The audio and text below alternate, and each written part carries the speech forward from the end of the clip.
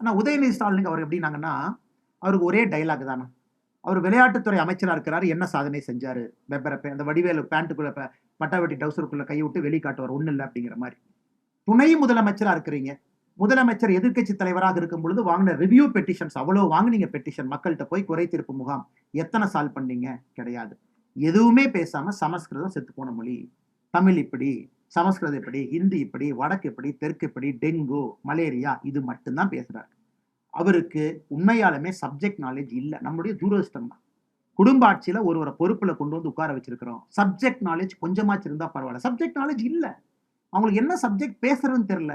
யாராச்சும் நீங்க மீடியாக்காரங்க போய் கேள்வி கேட்டா, அந்த கார்ல கண்ணாடி ஏத்திக்கிட்டு ஸ்டைலா பாக்குறது, என்னன்னு பாக்குறது, எப்படி பாக்க இதான் பண்றாங்க. சப்ஜெக்ட் நாலேட்ஜ் இல்லை. அதனால பேச தெரியல. ஏதாச்சும் ஒண்ண பேசணும்.